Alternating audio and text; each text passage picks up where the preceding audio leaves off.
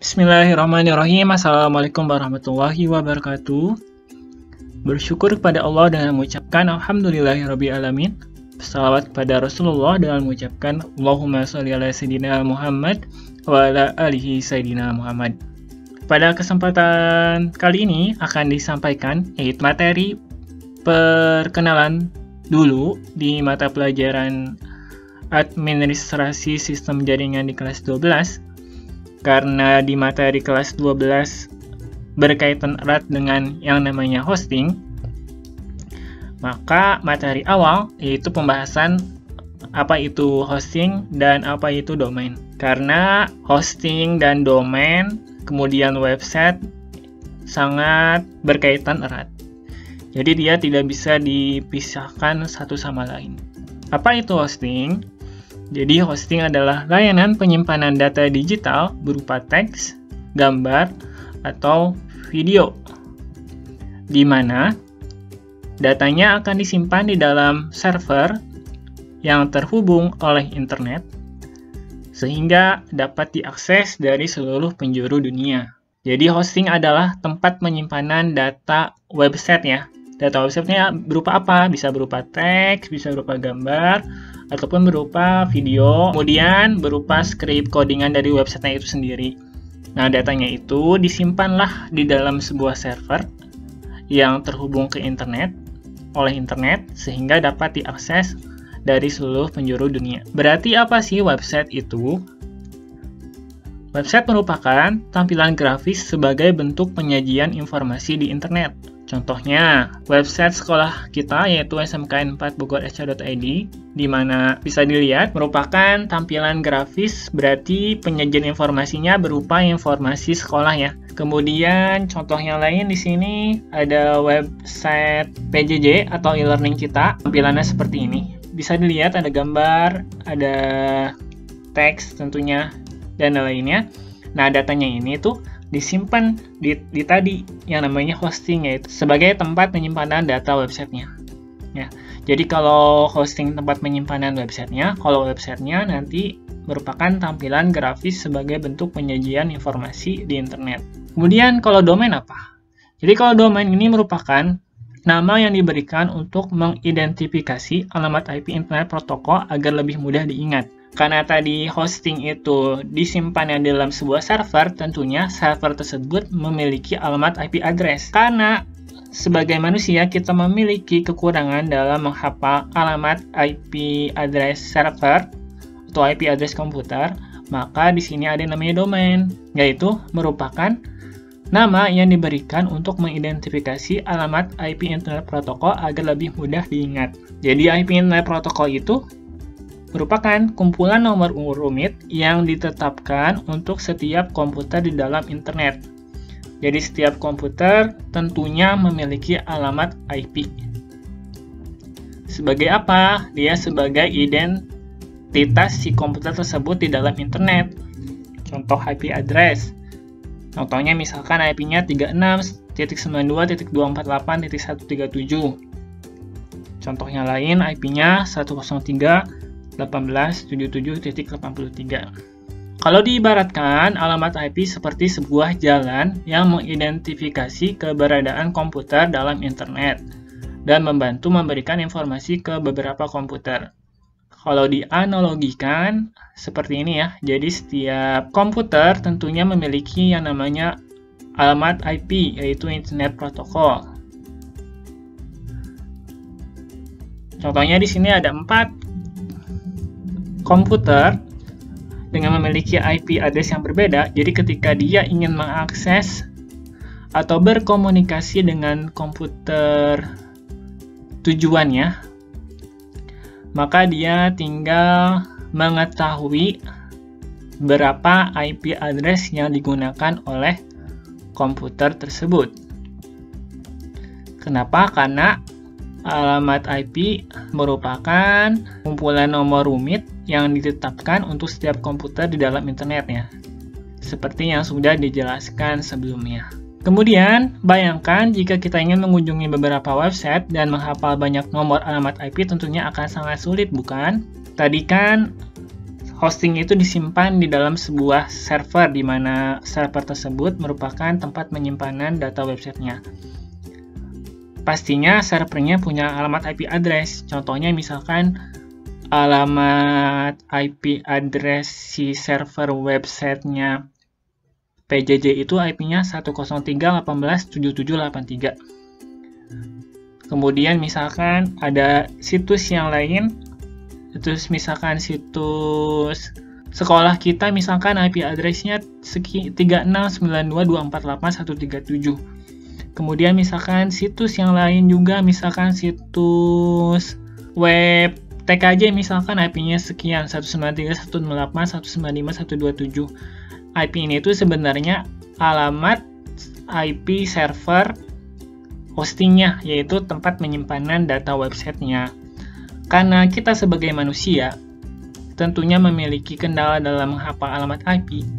Kalau misalkan kita tetap mengakses ke website yang menggunakan alamat IP address, berarti kita harus hafal dong semua situs itu IP-nya berapa.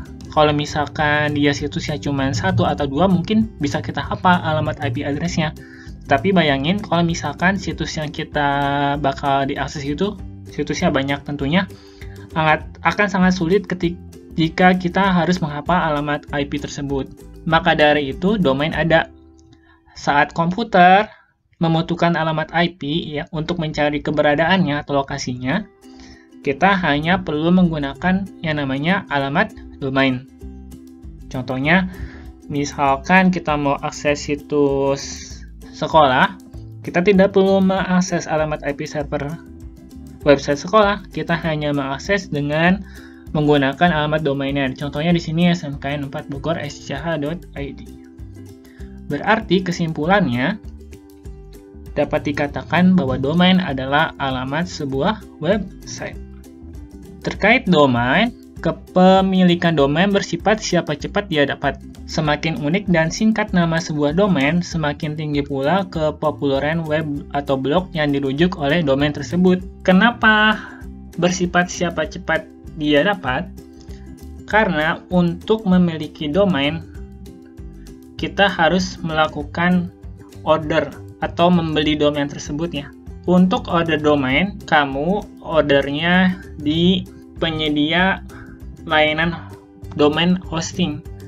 Nanti untuk penjelasan bagaimana caranya memorder sebuah domain, nanti insya Allah akan dibuat video tutorialnya. Jadi ada penyedia layanan domain ataupun hosting.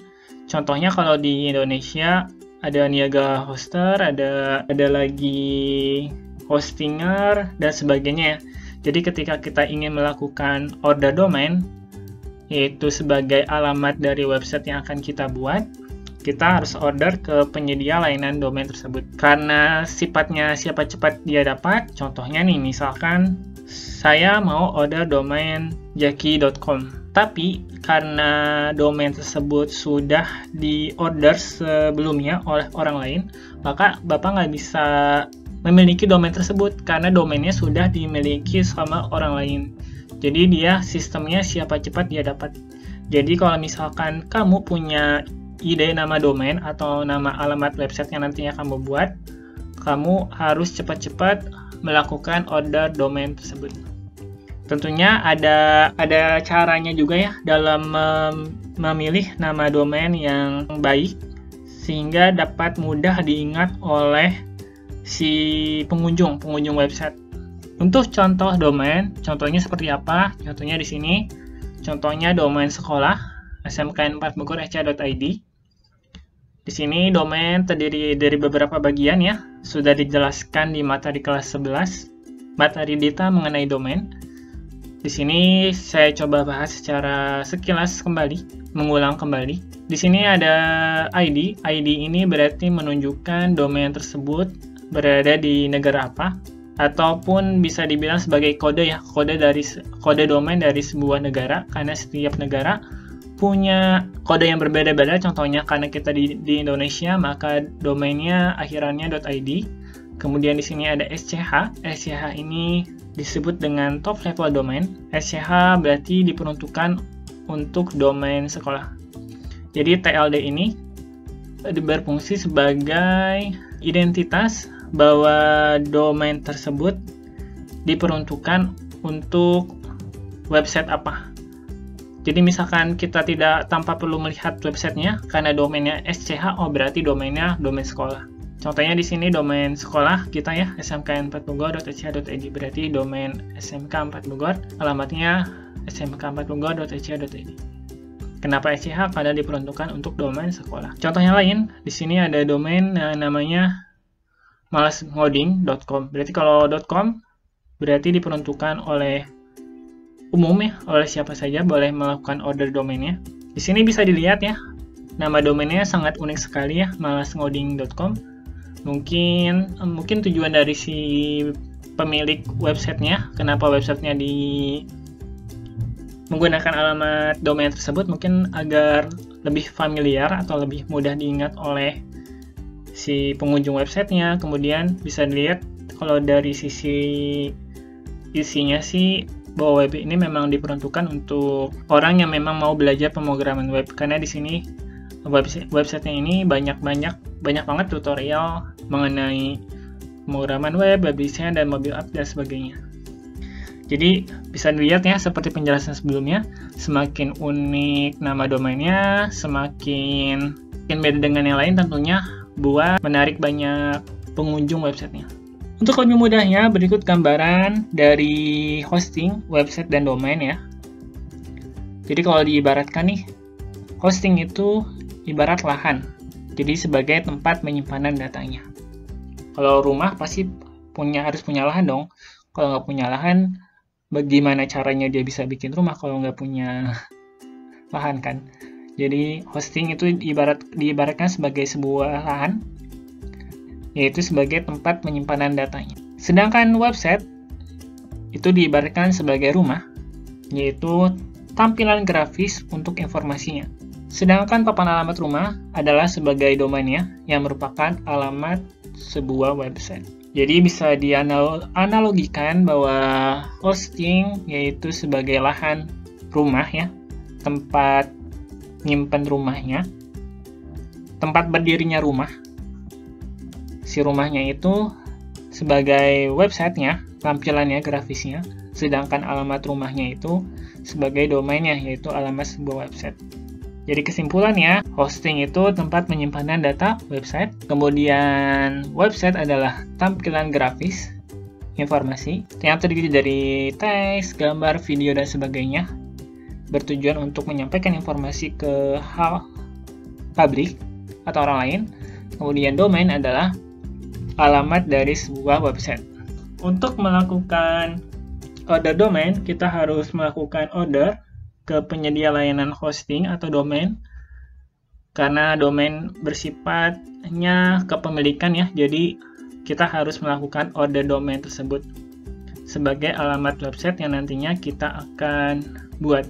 Mungkin itu aja yang dapat disampaikan pada materi pengenalan ini. Semoga bisa dipahami perbedaan antara domain, hosting, dan website, dan membantu kalian dicoba dibahasnya menggunakan analogi. Semoga lebih mudah dipahami. Untuk tugasnya, agar apa yang sudah kalian pahami di video ini kalian lebih paham lagi, tugasnya yaitu membuat video resume dari materi ini. Waktunya tidak perlu banyak-banyak, maksimal mungkin 8 menit, maksimal 8 menit ya, minimal 4 menit, maksimal 8 menit. Jadi diusahakan videonya tidak terlalu panjang, tidak terlalu pendek juga waktunya. Kamu jelaskan saja kesimpulannya, berarti apa itu domain, apa itu website, apa itu hosting. Kemudian kalau mau dibuat analoginya, boleh juga sesuai dengan pemahaman kamu ya. Pemahaman kamu, jadi apa yang kamu pahami, coba kamu buat video resumenya.